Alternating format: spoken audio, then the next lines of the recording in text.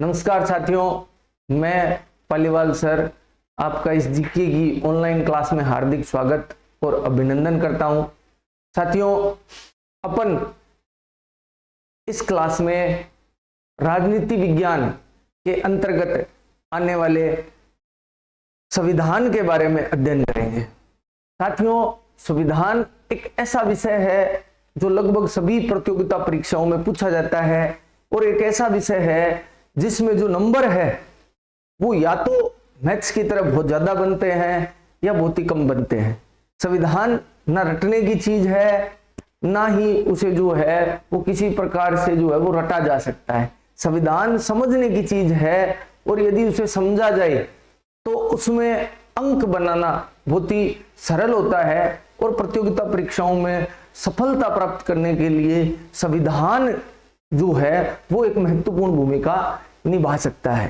अपन इस राजनीति विज्ञान के तहत संविधान की जो यात्रा है वो प्रारंभ करेंगे और भारत का संविधान कैसे निर्मित हुआ इस विषय से लेकर जो हमारे मेन टॉपिक जो कवर होते हैं उन सारे बिंदुओं को कवर करते हुए हम इस वीडियो की श्रृंखला में जो है वो संविधान के विषय में महत्वपूर्ण जानकारियां प्राप्त करेंगे और पीछे की प्रतियोगिता परीक्षाओं में जो महत्वपूर्ण प्रश्न पूछे गए हैं और जो आगामी परीक्षाओं में महत्वपूर्ण प्रश्न पूछे जा सकते हैं उन सब के बारे में अपन इन वीडियो में जो है वो जानकारी प्राप्त करेंगे। तो साथियों, आज से अपन संविधान जो हमारा टॉपिक है उसके जो है वो कारवां को अपन शुरू करने जा रहे हैं। मेरी जो है वो मेरा पूरा प्रयास रहेगा कि मैं आपको अपना अधिकतम दे सकूं और आपको अधिक से अधिक अंक प्राप्त करने में सहायता कर सकूं। तो मैं पालीवाल सर आपका एक बार पुनः इस डिजिटल प्लेटफॉर्म पर हार्दिक स्वागत और अभिनंदन करता हूं और आज से अपन जो है वो संविधान की जो है वो यात्रा प्रारंभ करेंगे। तो सबसे पहले अपन टॉपिक शुरू करते हैं संविधान से।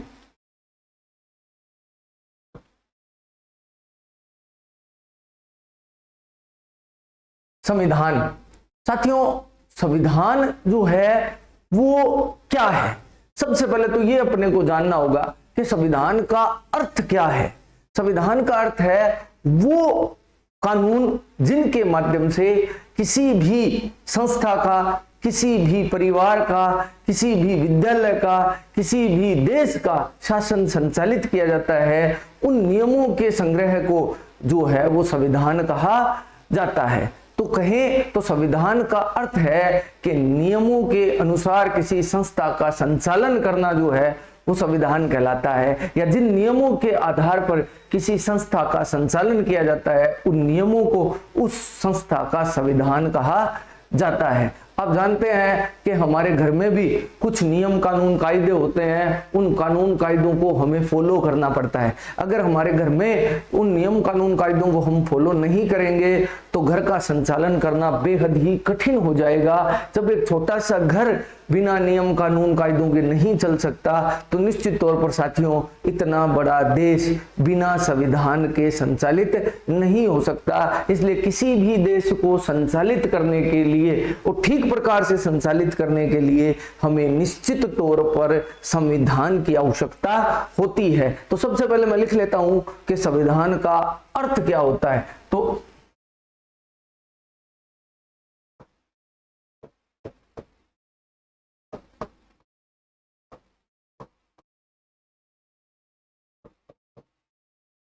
वे कानून जिनके द्वारा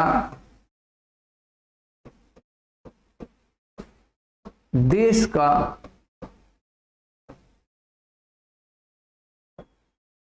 संचालन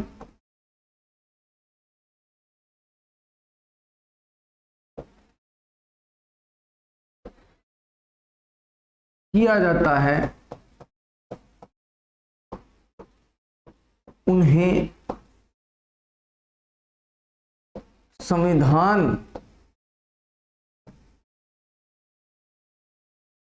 कहा जाता है।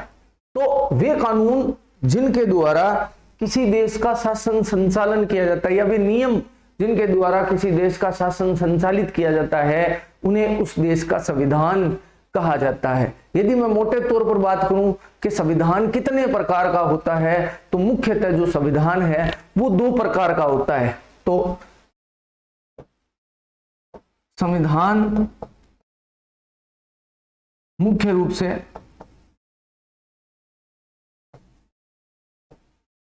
2 प्रकार का होता है।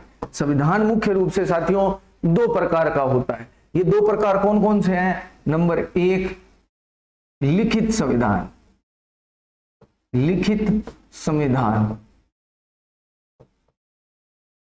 यानी कि वो संविधान जो लिखा हुआ होता है, जो लिखित रूप में किसी पुस्तक के रूप में उपलब्ध होता है, उसे लिखित संविधान कहते हैं। जहां पर हर बातों को लिखा हुआ है कि भाई ये होने पर ये होता है, ये नियम है, ये कानून है, जो सारे लिखित रूप में जहां एक पुस्तक उपलब्ध है, उसे लिखित संविधान कहा जाता है। जैसे कि भारत की बात करें तो भारत का संविधान लिखित है। अगर अमेरिका की बात करें तो अमेरिका का संविधान लिखित है। यानी जहां लिखित रूप में संविधान का पूरा वर्णन मौजूद है, उसे लिखित संविधान कहा जाता है। लिखित संविधान वह संविधान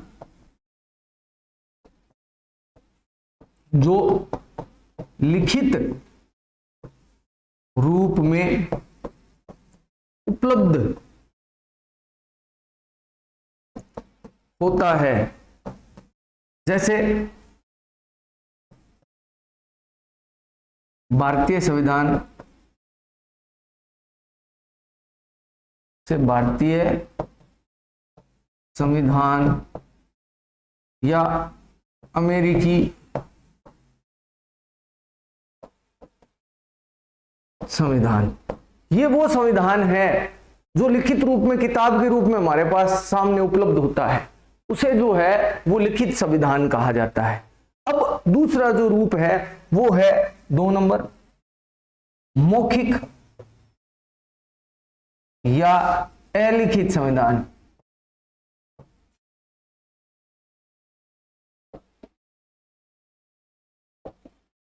अलिखित संविधान वो संविधान जो आपको मूल रूप से लिखित संविधान नहीं मिलेगा, आपको कोई किताब नहीं मिलेगी, जो नियम कानून कायदे जो चलते आ रहे हैं, जैसे जैसे कोई समस्या आई और उस समस्या के आधार पर कोई कानून बन गया, उस आधार पर उन संविधानों को उन नियमों को संविधान में जोड़ दिया गया। यानी परंपराएं पड़ गई, कहीं लिखा हुआ नहीं है, कोई परंपराएं पड़ गई, तो उन परंपराओं के आधार पर जो है वो शासन संचालित किया जाता है। तो उन परंपराओं के आधार पर जो संविधान संचालित होता है उसे मौखिक या लिखित संविधान कहा जाता है। उसमें कोई लिखा हुआ नहीं होता। मैं आपको एक घटना बता देता हूं जिससे आपको ये समझ में आएगा कि लिखित या अलिखित संविधान में अंतर क्या है। देखिए, महात्मा गौतम बुद्ध एक बहुत महान विद्वान जो भारत की भूमि पर जन्मे थे, उन्होंने एक धर्म का संचालन किया था, उन्होंने एक धर्म को शुरू किया था। वो धर्म था बौद्ध धर्म। बौद्ध धर्म जब शुरू होता है, जब बौद्ध धर्म प्रारंभ होता है, तो बुद्ध जो है उन्होंने उस धर्म को प्रारंभ किया था, और बुद्ध ही जो है वो धर्म के पहले और अंतिम मुखिया थे।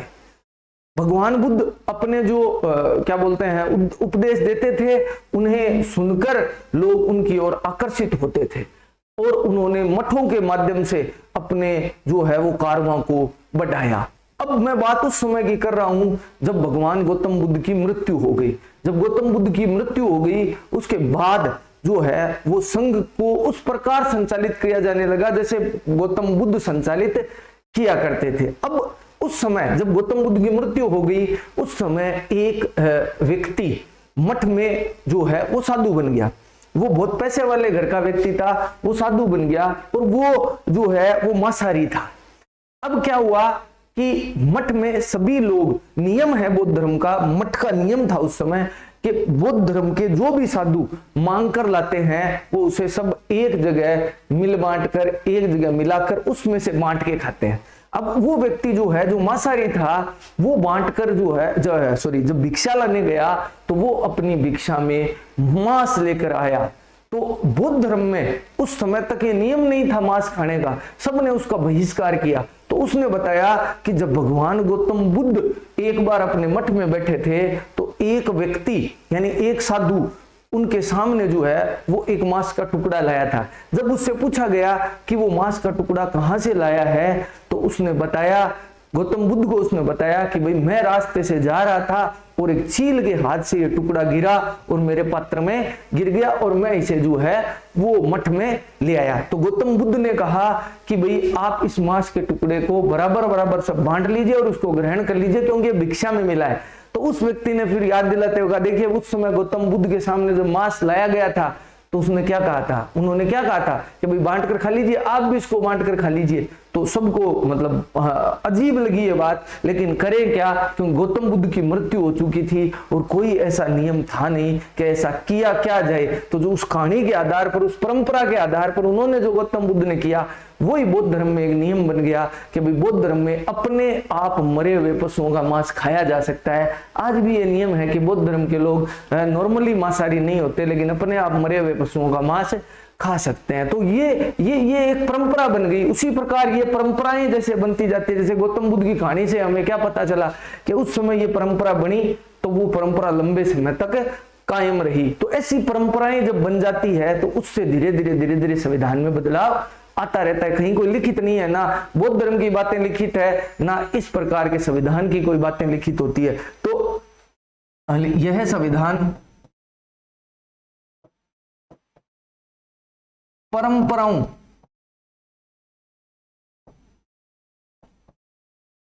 पर आधारित होता है। जैसे यूके का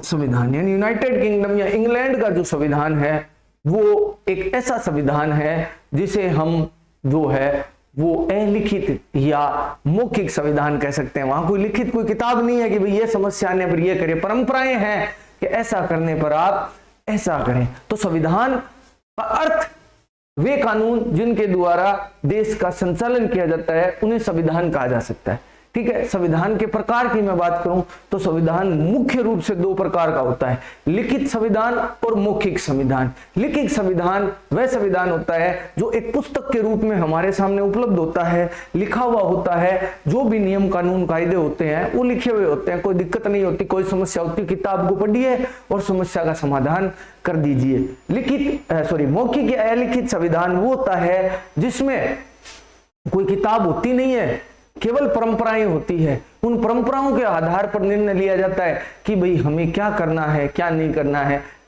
बात एक ही है, वो मौखिक रूप से है वो लिखित रूप में और ये मौखिक रूप में। तो संविधान मोटा मोटी ये होता है। अपन जो अपने सिलेबस की अकॉर्डिंग बात करें तो हम भारतीय संविधान के बारे में पढ़ेंगे। हम पढ़ेंगे कि भारत के संविधान का निर्माण किस प्रकार हुआ। तो थोड़ा सा संविधान का परिचय पढ़ने के बाद अपन आगे चलते हुए पढ़ेंगे कि भारत का जो संविधान है उसका निर्माण कैसे हुआ। तो मैं बात भारतीय संविधान पर आना चाहता हूं। अपन भारतीय संविधान के विषय में महत्वपूर्ण जानकारियां प्राप्त करेंगे। तो आज का अपना जो अगला अपन जो टॉपिक लेंगे वो होगा भारतीय संविधान का निर्माण, यानी भारत के संविधान का निर्माण कैसे हुआ, उसका निर्माण कहां से कैसे प्रारंभ हुआ। हम इस क्लास में आगे उस विषय के बारे में अध्ययन करेंगे कि भारत का संविधान आखिर कैसे बना और किस प्रकार भारत का संविधान बनना प्रारंभ हुआ, उसके बारे में अपन अध्ययन करेंगे। साथियों, आपको ध्यान होगा कि भारत में प्राचीन समय से ही ताकतवर राजवंशों का शासन रहा है। चंद्रगुप्त मौर्य से लेकर लंबे समय तक भारत में हिंदू शासकों का राज रहा। पृथ्वीराज चौहान तक लगातार मजबूत हिंदू शासक बने। उसके बाद भारत में मुस्लिम शासकों का शासनकाल रहा, जिसमें कई अलाउद्दीन खिलजी जैसे महान शक्तिशाली शासक बने। उसके बाद आगे चलकर जो है वो मुगल सल्तनत की स्थापना हुई। तो यानी भारत में लगातार मजबूत शासकों का दौर रहा था। लेकिन भारत में एक कंपनी व्यापार करने आई थी जिसे ईस्ट इंडिया कंपनी कहा जाता है। तो इस कंपनी ने जो है वो भारत में मुगल सत्ता को हटा दिया और उन्होंने अपना राज प्रारंभ कर लिया। तो अपन शुरू करेंगे ईस्ट इंडिया कंपनी से। देखिए, अगर मैं बात करूं तो ईस्ट इंडिया कंपनी की जो शुरुआत है वो कहां से होती है। देखिए, ईस्ट इंडिया कंपनी को ईस्ट इंडिया कंपनी, आगे अपन इसको ECI लिख लेते हैं, आगे से यही लिखेंगे ECI, ईस्ट इंडिया कंपनी की स्थापना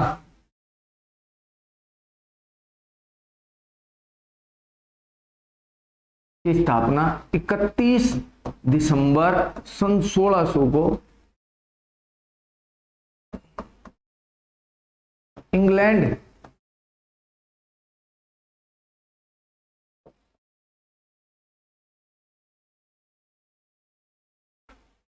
को लंदन में हुई। ईस्ट इंडिया कंपनी की स्थापना 31 दिसंबर सन 1600 को लंदन में हुई। इस कंपनी की स्थापना लंदन में हुई थी।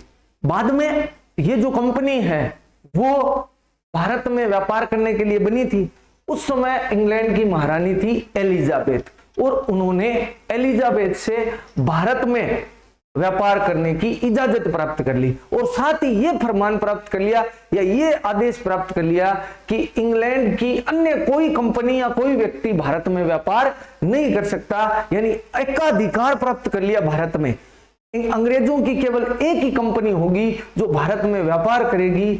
ऐसा एकाधिकार पत्र जो है वो ईस्ट इंडिया कंपनी ने तत्कालीन महारानी क्वीन एलिजाबेथ से प्राप्त कर लिया। तो मेरे कहने का मतलब है अन्य, अब आप कहेंगे कि भारत में तो और भी कंपनियां व्यापार करने आई थी, फ्रेंच कंपनी भारत में व्यापार करने आई थी, पुर्तगीज या पुर्तगाली कंपनी भारत में व्यापार करने आई थी। मैं बोल रहा हूं इंग्लैंड की अन्य कोई कंपनी भारत में व्यापार नहीं कर सकती सिवाय ईस्ट इंडिया कंपनी के। तो ईस्ट इंडिया कंपनी ने क्वीन एलिजाबेथ यानी महारानी एलिजाबेथ से भारत में व्यापार करने की इजाजत ली, और साथ ही साथ ये आदेश प्राप्त किया कि इंग्लैंड की अन्य कोई कंपनी भारत में व्यापार नहीं कर सकती। यानी मेरे कहने का मतलब है कि अंग्रेजों ने ईस्ट इंडिया कंपनी को भारत में व्यापार करने का एकाधिकार दे दिया कि इस कंपनी के अलावा भारत में अन्य कोई कंपनी भारत में व्यापार नहीं कर सकती इंग्लैंड की। दूसरे विदेशों की कंपनियां, यदि कोई अन्य देश की कंपनी है तो वो भारत में व्यापार कर सकती है। तो ECI ने तत्कालीन इंग्लैंड की महारानी एलिजाबेथ से भारत में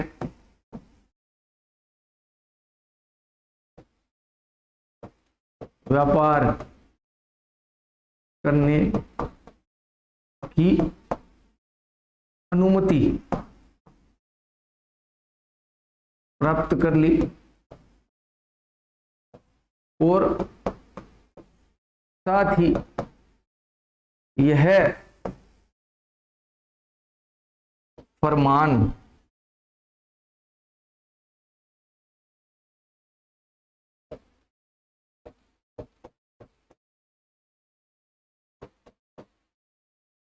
कर लिया कि इंग्लैंड की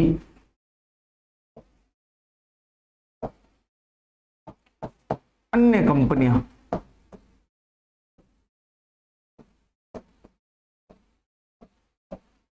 भारत में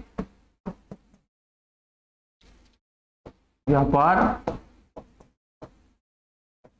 नहीं कर सकेगी। यानी अब भारत में इंग्लैंड की ओर से एक ही कंपनी भारत में व्यापार करेगी, वो कंपनी है east India company. East India company के अलावा कोई भी अंग्रेज कंपनी अब भारत में व्यापार करने की इजाजत नहीं मिलेगी। कोई भी कंपनी भारत में व्यापार नहीं कर सकती।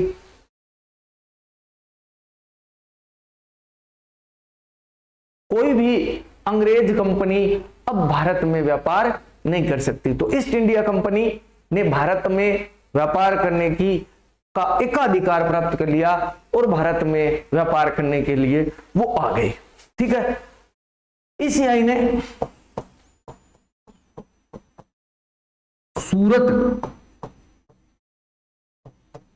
सूरत में अपनी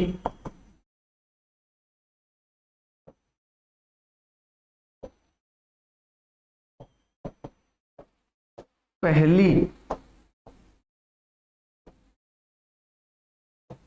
व्यापारिक कोठी स्थापित की।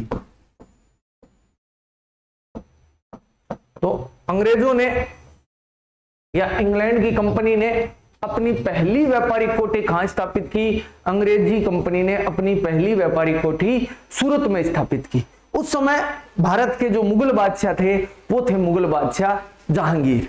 अब व्यापारिक कोठी स्थापित करने का मतलब ये नहीं है कि वो भारत में व्यापार करने की अनुमति प्राप्त कर चुके हैं, वो तो इंग्लैंड की महारानी से लेकर आए थे।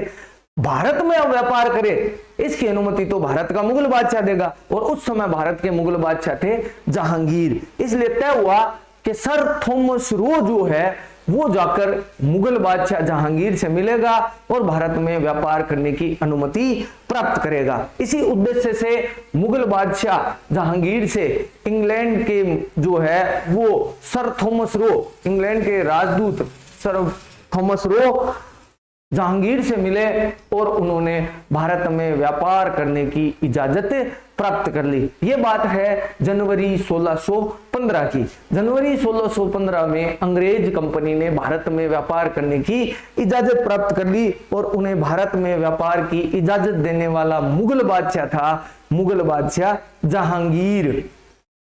तो जनवरी 1615 ईस्वी में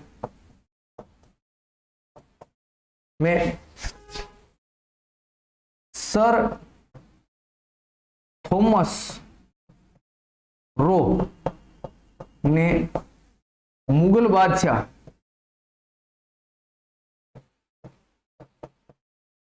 जहांगीर से भारत में व्यापार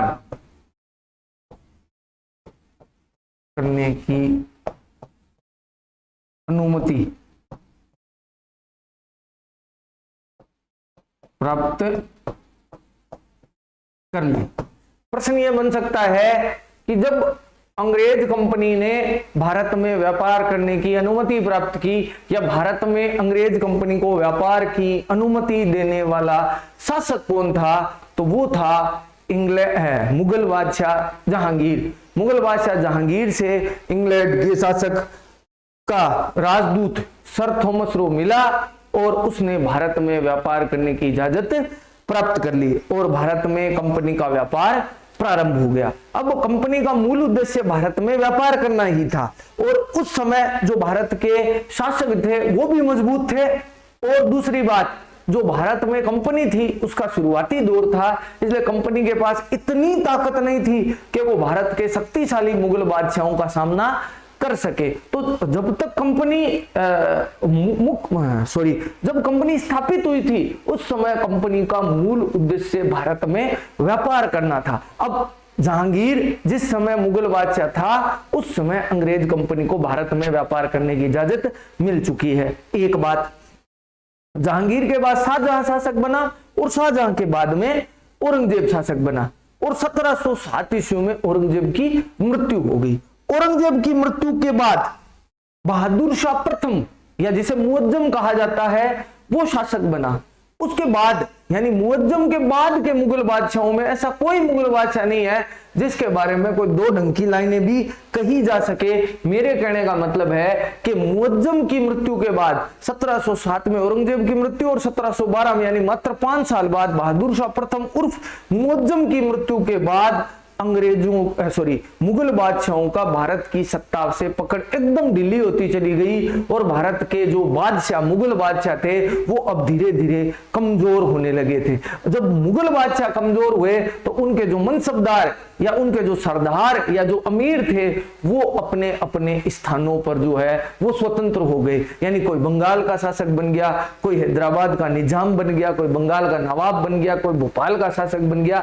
अलग अलग टुकड़ों में उन्होंने खुद को स्वतंत्र घोषित कर दिया और स्वयं से जो मुगल अधीनता उन्होंने स्वीकार कर रखी थी उस मुगल अधीनता से उन्होंने खुद को स्वतंत्र घोषित कर दिया। इससे कंपनी को क्या लाभ हुआ कि भारत जो मुगल बादशाहों ने एकजुटता के साथ बांधकर मजबूत कर रखा था वो अब गंठल जो था वो खुल गया था और कंपनी को जो है मौका मिल गया था कि वो भारत की एकता में अब वो सेंध लगा सकता है और आसानी से भारत को तोड़ने का प्रयास कर सकता है। ये हुआ तो मुगल बादशाहों की पकड़ ढीली होने से जो लोकल जो शासक थे उन्होंने स्वयं को स्वतंत्र घोषित कर दिया, जिसका लाभ कंपनी को भारत में सत्ता स्थापित करने में मिला था। ऐसा ही एक शासक बंगाल का था। बंगाल में मुर्शीद कुली खां का जो है वो नवासा या दोहिता सिराजुद्दौला शासक था और उस समय कंपनी जो है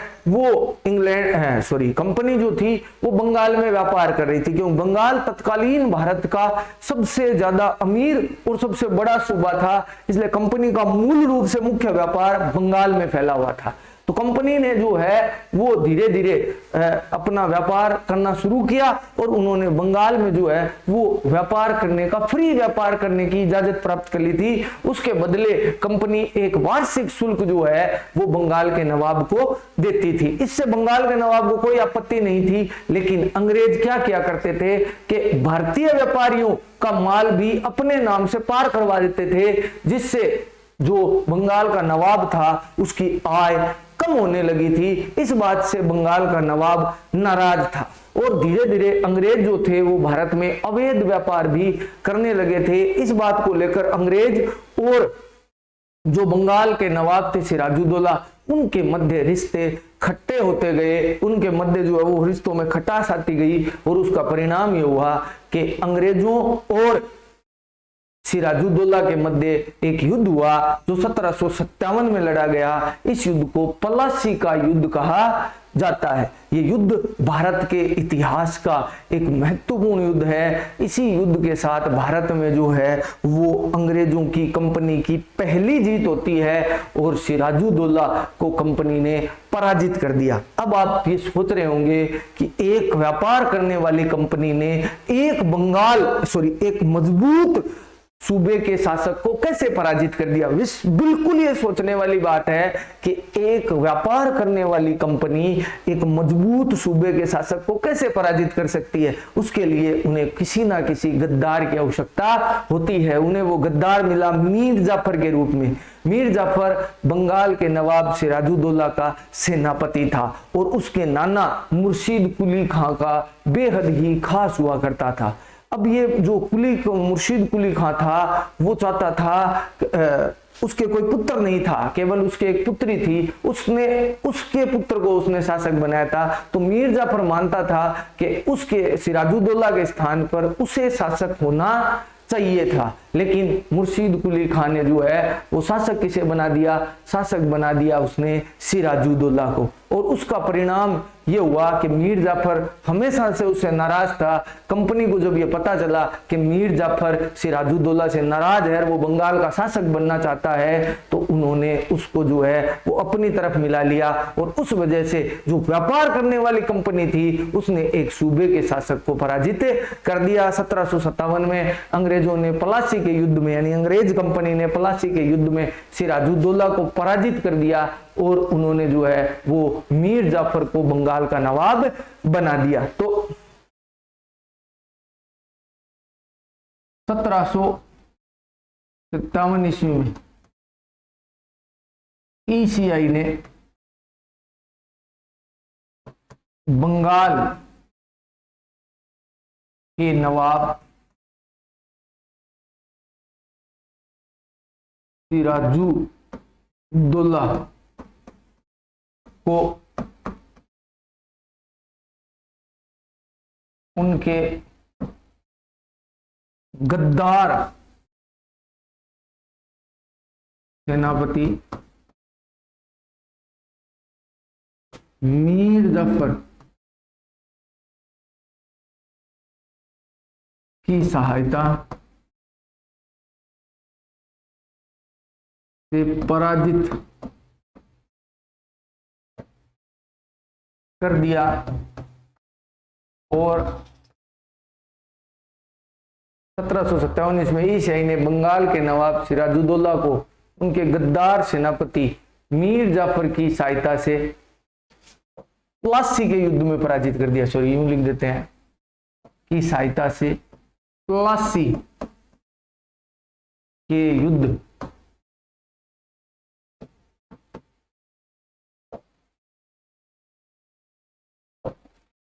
में पराजित कर दिया और मीर जाफर को बंगाल का नवाब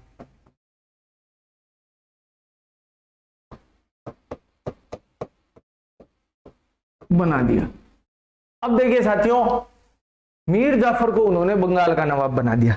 अब मीर जाफर को नवाब किसने बनाया? कंपनी ने। अब कंपनी लगातार मीर जाफर का फायदा उठाती रही और कंपनी मीर जाफर से अपने सारे काम करवाती रही, उससे महंगे महंगे तोहफे लेते, उसको अपने कब्जे में रखते और उसे अपने अनुसार उसका शासन संचालित करवाते। इससे मीर जाफर धीरे धीरे उसकी मानसिक अवस्था थी जो बिगड़ती चली गई, क्योंकि वो राजा तो था लेकिन राजा जैसे उसके पास कोई अधिकार नहीं थे, तो वो धीरे धीरे कंपनी से थोड़ा नाराज होता चला गया, जिसका परिणाम ये हुआ कि कंपनी उससे नाराज हो गई और कंपनी ने क्या किया कि मीर जाफर को उसके पद से हटा दिया और मीर जाफर के स्थान पर उसके नवाब उसके जमाई मीर कासिम को जो है वो बंगाल का नवाब बना दिया। अब जो है वो कंपनी ने क्या किया कि पहले सिराजुद्दौला को हराया, मीर जाफर को बंगाल का नवाब बनाया। अब मीर जाफर प्रारंभ में तो उनकी बातें मानता रहा, लेकिन धीरे धीरे वो भी अकता गया और उसने भी अंग्रेजों का विरोध करना शुरू कर दिया। विरोध अंग्रेजों को पसंद नहीं था, अंग्रेजों ने क्या किया, उसे हटाया और उसके स्थान पर उसके जमाई मीर कासिम को बंगाल का नवाब बना दिया। तो जब मीर जाफर ने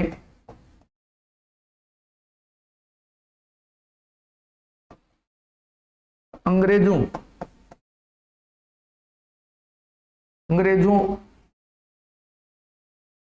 की जब मीर जाफर ने अंग्रेजों की बातें मानने में आनाकानी की तो उसे हटाकर उसके जमाई मीर कासिम को बंगाल का नवाब बना दिया। यानी जैसे ही मीर जाफर ने अंग्रेजों की मुखालफत की, खिलाफत की, उसे हटाया और उसके स्थान पर उसी के जमाई मीर कासिम को बंगाल का नवाब बना दिया। अब मीर कासिम जो था वो मीर जाफर से ज्यादा बुद्धिमान व्यक्ति था, वो ज्यादा दिनों तक अंग्रेजों की गुलामी सहन नहीं कर सका।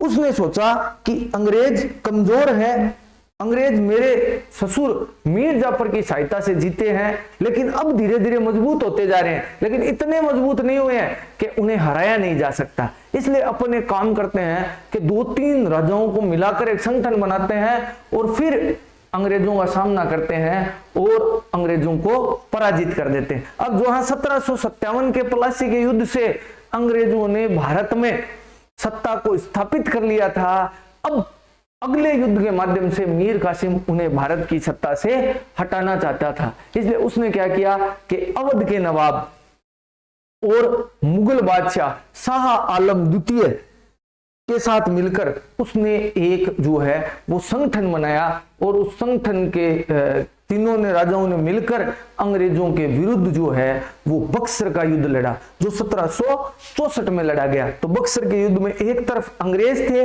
दूसरी तरफ अवध का नवाब सुजाउद्दौला, मुगल बादशाह शाह आलम द्वितीय और बंगाल का नवाब मीर कासिम, और सामने थे अंग्रेज ईस्ट इंडिया कंपनी। कंपनी तब तक इतनी मजबूत हो चुकी थी कि तीनों शासक मिलकर भी कंपनी का सामना नहीं कर सके और मीर कासिम की सेना जो है वो बक्सर का युद्ध हार गई। और जो 1757 में अंग्रेजों की सत्ता भारत में स्थापित हुई थी, 1764 की जीत के साथ ही वो सत्ता एक मजबूत और एक ऐसी सत्ता बन गई जो अब हिलने वाली नहीं थी, क्योंकि तीन शासक भी मिलकर अब अंग्रेजों को हराने में सक्षम नहीं थे। मेरे कहने का मतलब इतना ही है कि अब अंग्रेज कंपनी की सत्ता भारत में एकदम मजबूती से स्थापित हो चुकी थी। तो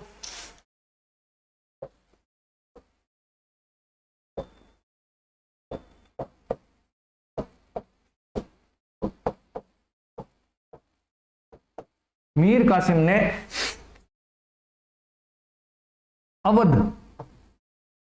के नवाब सुजाउद्दौला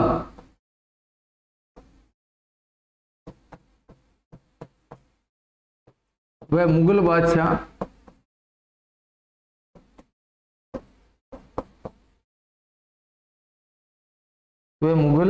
बादशाह शाह आलम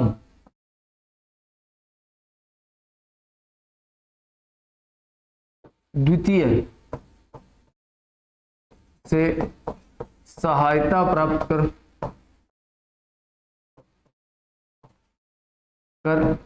1764 ईस्वी में अंग्रेजों के विरुद्ध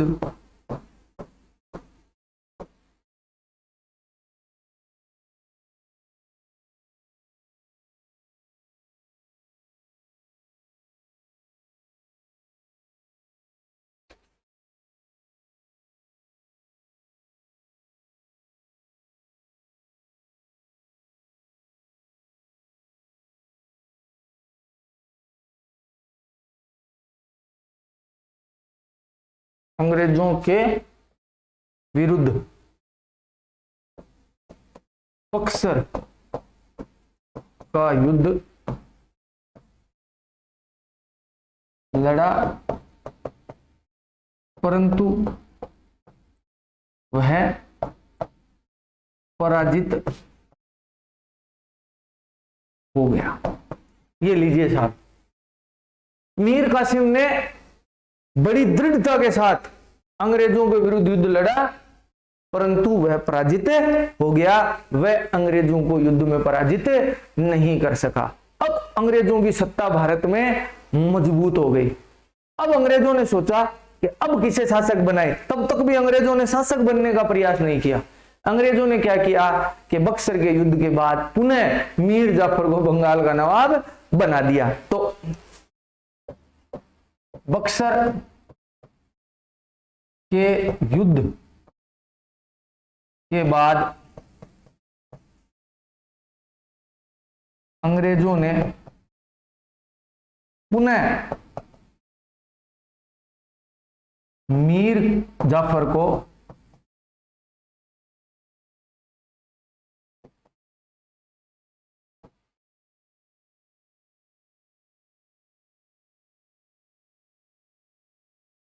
नवाब बना दिया। लो, अब उन्हें दूसरा कोई व्यक्ति शासक बनने वाला मिला नहीं, तो उन्होंने क्या किया, वापस बुलाया मीर जाफर को और उसे पुनः बंगाल का नवाब बना दिया। कहानी स्पष्ट है, पलासी के युद्ध में सिराजुद्दौला को हराकर हटा दिया, वो मर गया, मीर जाफर को नवाब बनाया। मीर जाफर ने जब आनाकानी की तो मीर जाफर को हटाया, उसके जमाई मीर कासिम को नवाब बनाया। मीर कासिम ने जब बगावत की, मीर कासिम को मार दिया, मीर कासिम के स्थान पर पुनः मीर जाफर को बंगाल का नवाब बना दिया। 1765 ईस्वी में मीर जाफर की मृत्यु हो जाती है। अब जब मीर जाफर की मृत्यु हो जाती है तो अंग्रेजों ने सोचा कि अब हम सत्ता को अपने हाथ में ले लेते हैं, हम भारत में जो है वो मुगल सत्ता, जो भारत की केंद्रीय सत्ता है, उससे अपन जो है वो संधि कर लेते हैं और बंगाल की दीवानी प्राप्त कर लेते हैं। तो अंग्रेजों ने पहली बार भारत में शासन की स्थापना का जो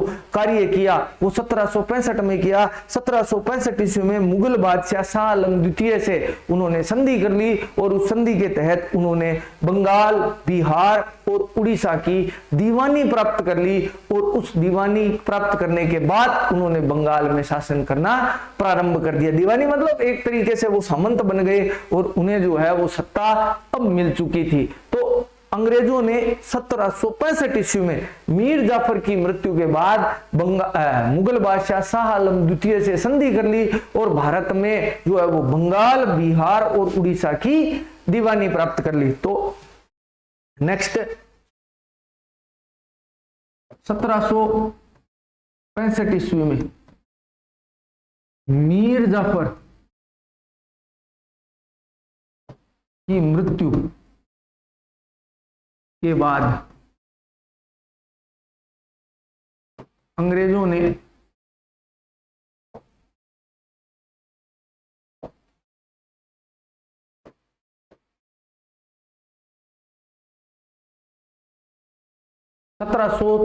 ईस्वी में मीर जाफर की मृत्यु के बाद अंग्रेजों ने मुगल बादशाह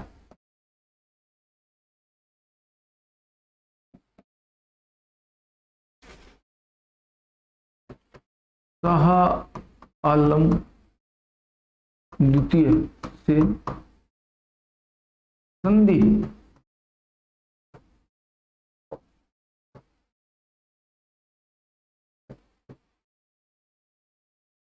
संधि कर ली और बंगाल, बिहार व उड़ीसा की दीवानी प्राप्त कर ली। अब अंग्रेजों ने क्या किया, मुगल बादशाह शाह आलम द्वितीय से संधि कर ली और भारत में बंगाल, बिहार और उड़ीसा की दीवानी प्राप्त कर ली। यानी जो क्षेत्र उस समय बंगाल के हिस्से में आता था उसकी उन्होंने दीवानी प्राप्त कर ली।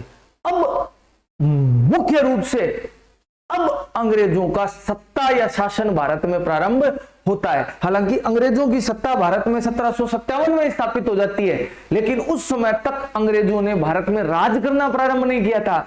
उस समय तक भारत में मीर जाफर शासक बना बंगाल में, फिर मीर कासिम शासक बना, फिर मीर जाफर वापस शासक बना। 1765 में उन्होंने मुगल बादशाह के साथ संधि करके मुख्य रूप से उन्होंने भारत की सत्ता पर कब्जा कर लिया और भारत की सत्ता पर उन्होंने जो है वो राज करना शुरू कर दिया। तो ये जो राज करने का, शासन करने का जो प्रारंभ होता है वो 1765 ईस्वी में होता है। यानी 1765 ईस्वी से अंग्रेजों ने भारत में अब राज करना प्रारंभ कर दिया। और जब अंग्रेजों ने राज करना प्रारंभ किया तो प्रारंभिक अवस्था में क्या हुआ कि राजस्व वसूली यानी लघुवान वसूली में बहुत ज्यादा धांधली सामने आने लगी। बहुत ज्यादा जो है वो धांधली सामने आने लगी, उसमें बहुत शासन को संचालित करने में बहुत ज्यादा कठिनाइयां सामने आ रही थी। इसलिए अंग्रेज जो सरकार थी, इंग्लैंड में बैठी हुई सत्ता थी, उसने धीरे धीरे उस सत्ता शासन को जो है वो सही ढंग से संचालित करने के लिए उसको शासन की बागडोर अपने हाथ में लेना प्रारंभ किया। और पहली बार प्रशासन में उन्होंने सुधार करते हुए सन 1772 में 1772 ईस्वी में अंग्रेज सरकार ने राजस्व वसूली के उद्देश्य से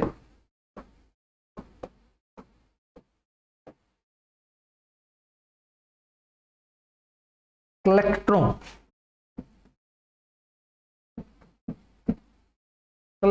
की नियुक्ति की। तो भारत में कलेक्टरों की जो नियुक्ति हुई थी वो सन 1772 ईस्वी में प्रारंभ होती है।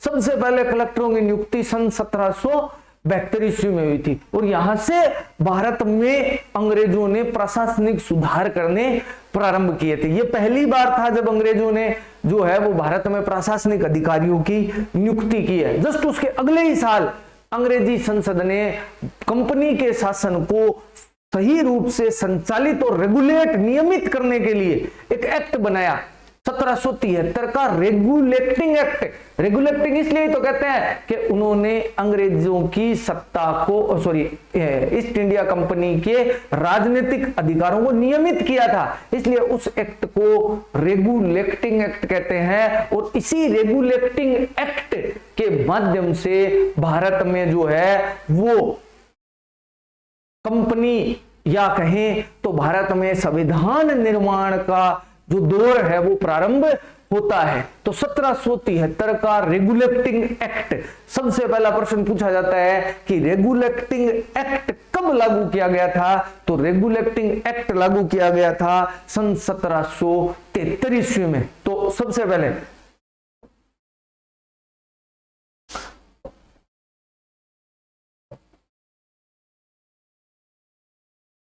रेगुलेटिंग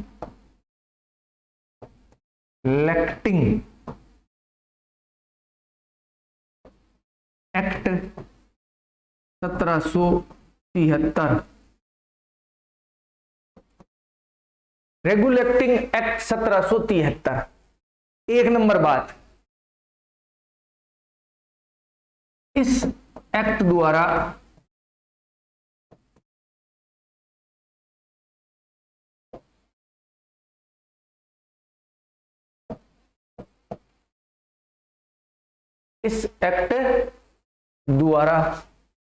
ईसीआई के शासन को नियमित किया गया।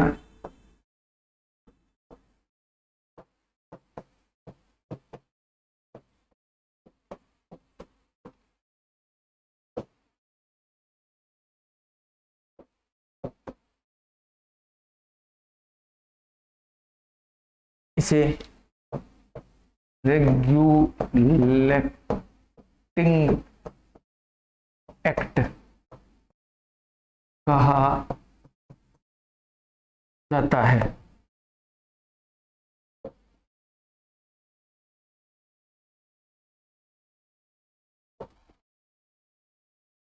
इसे रेगुलेटिंग एक्ट कहा जाता है। दूसरा, अंग्रेजों द्वारा भारत में लागू किया गया पहला एक्ट था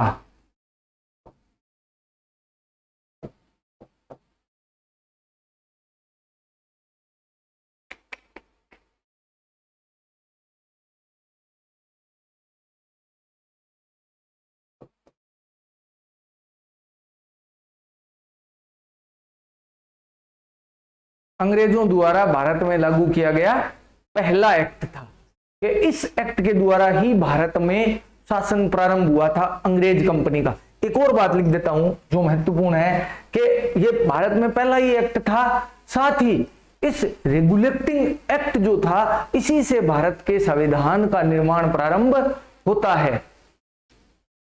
इसे भारत के संविधान की नींव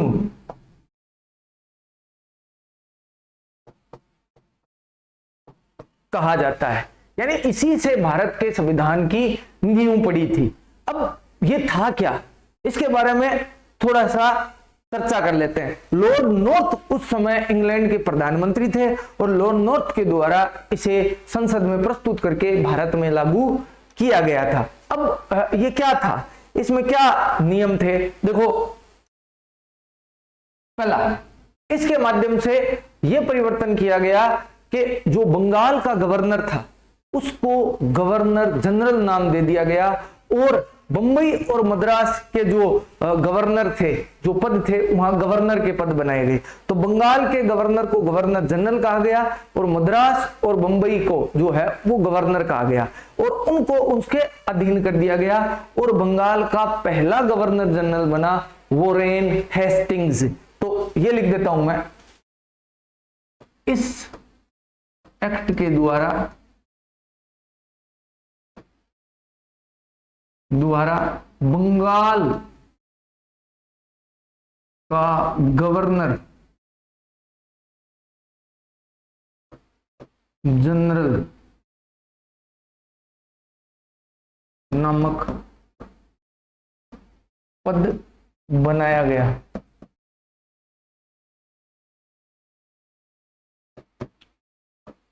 इस एक्ट के द्वारा बंगाल का गवर्नर जनरल नामक पद बनाया गया। तो ये एक नंबर बात हो गई। अब नोट लगा के लिख देता हूं कि बंगाल के पहले governor general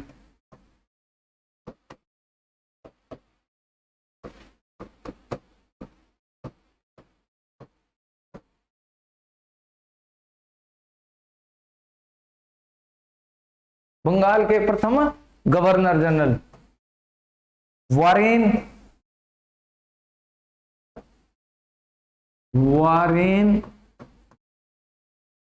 Hastings. Warren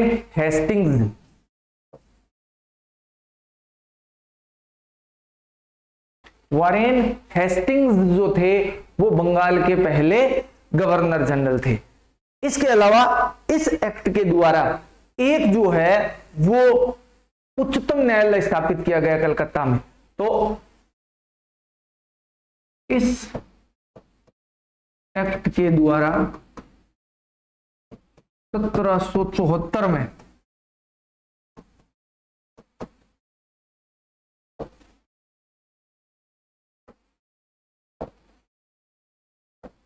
Calcutta में एक उच्चतम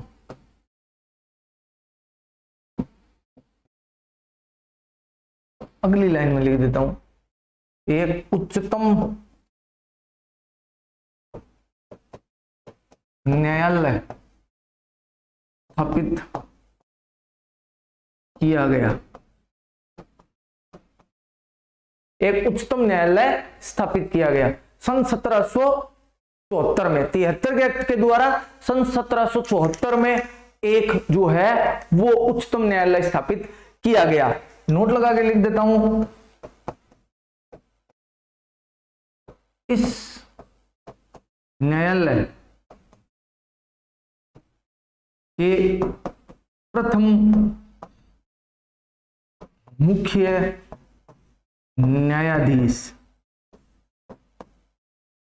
ये थे एलिजा इम्पे। यानी एलिजा इम्पे को जो है वो इस उच्चतम न्यायालय का प्रथम मुख्य न्यायाधीश बनाया गया। तो मोटी बात यह है कि इस चार्टर एक्ट के द्वारा अंग्रेजों ने भारत में सत्ता को स्थापित किया और भारत की सत्ता को शुरू करने का काम किया था। ये जो है वो व्यवस्था 1773 के रेगुलेटिंग एक्ट द्वारा की गई थी। एक बार आप वापस देखिए, रेगुलेटिंग एक्ट जो था वो इस एक्ट द्वारा ईसीआई कंपनी को नियमित किया गया अंग्रेज संसद द्वारा। ये एक्ट भारत में अंग्रेजों द्वारा लागू किया गया पहला एक्ट था। इसे भारतीय संविधान की नींव कहा जाता है। और सबसे महत्वपूर्ण बात जो है वो ये है कि इस एक्ट के द्वारा वॉरेन हेस्टिंग्स को जो है वो बंगाल का प्रथम गवर्नर जनरल बनाया गया। देखिए इसमें एक कंफ्यूजन होता है कि भारत का प्रथम governor general Lord William Bentinck और बंगाल का प्रथम गवर्नर जनरल वॉरेन हेस्टिंग्स। ऐसा इसलिए है क्योंकि 1833 का चार्टर एक्ट आने तक जो बंगाल का गवर्नर जनरल था उसे गवर्नर जनरल बंगाल का ही कहा जाता था। 1833 के एक्ट के द्वारा बंगाल का जो गवर्नर जनरल था उसे भारत का गवर्नर जनरल बना दिया गया। इसलिए अगर प्रश्न ये पूछा जाता है कि भारत का प्रथम गवर्नर जनरल कौन था, तो आप वॉरेन हेस्टिंग्स नहीं करेंगे। उस दौरान जो प्रथम गवर्नर जनरल थे वो थे विलियम बेंटिक। और अगर बात करें बंगाल के पहले गवर्नर जनरल की, तो वो पहले गवर्नर जनरल थे वॉरेन हेस्टिंग्स। उसके बाद यदि मैं बात करूं कि प्रथम मुख्य न्यायाधीश कौन थे इस सर्वोच्च न्यायालय की जो स्थापित किया गया, तो इस सर्वोच्च न्यायालय के प्रथम मुख्य न्यायाधीश थे एलिजा इम्पे। इसके बाद अगला जो अंग्रेजों ने एक्ट जारी किया, वो एक्ट जो अंग्रेजों द्वारा भारत में जारी किया गया, नेक्स्ट एक्ट वो था पिट्स इंडिया एक्ट 1784। अगला जो एक्ट था वो था पिट्स इंडिया एक्ट 1784। देखिए, इससे पहले 1783 में लॉर्ड फॉक्स नाम के एक इंग्लैंड के प्रधानमंत्री थे। उन्होंने एक एक्ट पारित करवाने का प्रयास किया था इंग्लैंड की संसद में, लेकिन वो एक्ट पारित नहीं हो पाया था। और जब आपको पता है कि किसी भी प्रधानमंत्री का निम्न सदन में कोई प्रस्ताव पारित नहीं होता है, तो अविश्वास प्रस्ताव ऑटोमेटिक पारित हो जाता है और फॉक्स साहब की सरकार जाती रही। भारत में या भारत के मुद्दे पर अंग्रेजों की सरकार केवल एक बार गिरी थी, वो फॉक्स की सरकार थी, वो 1783 में गिरी थी। उसके बाद नए प्रधानमंत्री बने विलियम पिट, और विलियम पिट ने 1784 में जो एक्ट जारी किया उसे पिट्स इंडिया एक्ट के नाम से जाना जाता है। बकायदा सेकंड ग्रेड में यह प्रश्न पूछा था, क्योंकि सेकंड ग्रेड में जो है वो संविधान निर्माण का जो वो टॉपिक जुड़ता है, अब रीट में भी जोड़ दिया गया है। तो ये पिट्स इंडिया एक्ट जो है उसके बारे में प्रश्न पूछा था कि 1784 के चार्टर एक्ट को किस नाम से जाना जाता है, तो 1784 के चार्टर एक्ट का दूसरा नाम है पिट्स इंडिया एक्ट। और ये पिट्स इंडिया एक्ट क्यों है नाम, क्योंकि इसे तत्कालीन इंग्लैंड के प्रधानमंत्री विलियम पिट द्वारा लागू किया गया था या जारी किया गया था, इसलिए इसे पिट्स इंडिया एक्ट के नाम से जारी किया जाना जाता है। तो मैं पहले लिख देता हूं, इस समय इंग्लैंड के प्रधानमंत्री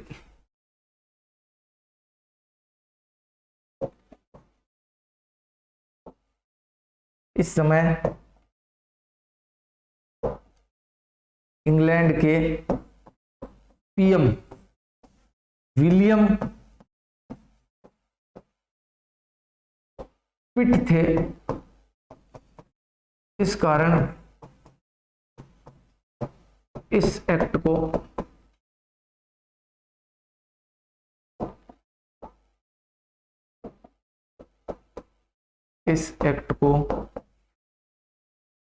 पिट्स इंडिया एक्ट कहा जाता है।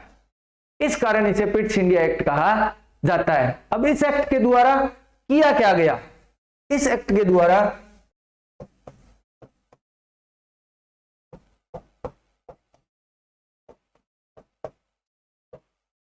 कंपनी यानी कि ईसीआई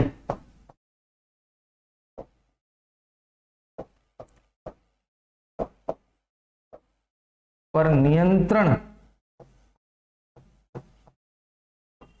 करने के उद्देश्य से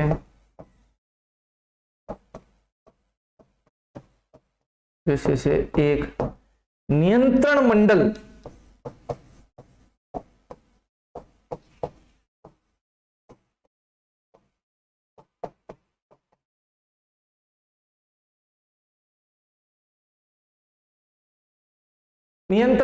का गठन किया गया कि एक नियंत्रण मंडल बनाया जाए जो कंपनी के राजनीतिक कार्यों पर नजर रखे। इसलिए एक नियंत्रण मंडल की स्थापना की गई। 1784 के पिट्स इंडिया एक्ट से दो महत्वपूर्ण प्रश्न पूछे जाते हैं।